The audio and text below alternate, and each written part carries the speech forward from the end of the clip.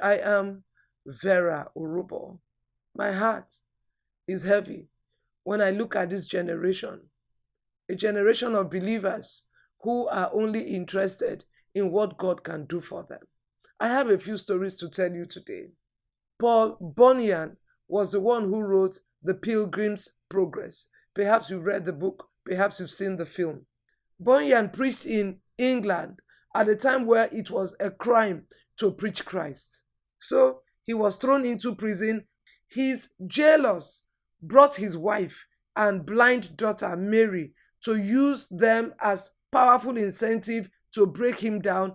And they said to him, Bunyan, if you want to go home with your wife and blind daughter today, just promise us one thing. Don't ever preach Jesus Christ anymore. And Bunyan looked at them and said, You let me out today, and I will be preaching Jesus Christ on the streets of London tomorrow. That was someone who knew what to live for. Any man who has not found what he can die for is not fit to live. A Christianity without cross, a Christianity without sacrifice, a Christianity without suffering is anathema to God. Let me tell you the story of Jim Elliot. Jim Elliot was one of the 5 radical missionaries who were killed with spears by the Ocos Indians in Ecuador back in the 1950s. Several months after Jim's funeral, a friend of the family approached his widow Elizabeth and asked, How do you deal with Jim's death? The fact that he was brutally killed with a spear that day in the jungle, where he died, and the way he died. How do you handle that?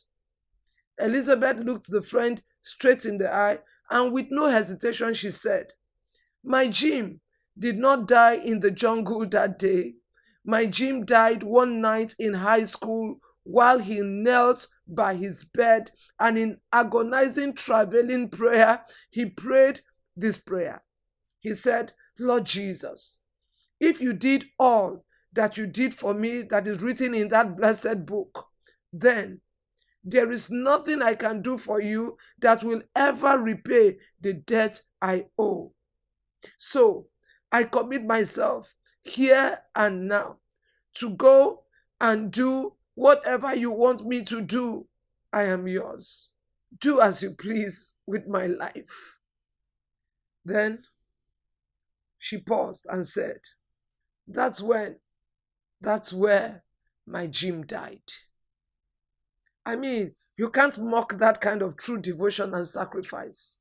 You can't trample it underfoot. These were men who knew that the suffering Messiah deserves the reward of his suffering.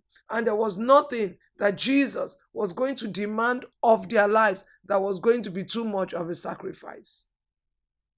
But look at us. See how you live. See for what you live. Does it even make sense? When Jesus was recruiting his disciples, he said to them, Follow me, I will make you fishers of men. And they did. They followed him. And he made something extraordinary out of the lives of ordinary, mundane men. He worked with them for 3.5 years and transformed them from ordinary tax collectors, ordinary fishermen, into world changers.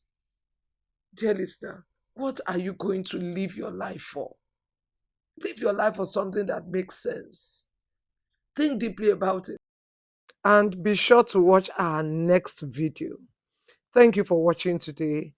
Do like this video, share it, tell your friends about it, click the notification bell, and most importantly, if you have not yet subscribed to this channel, please do subscribe.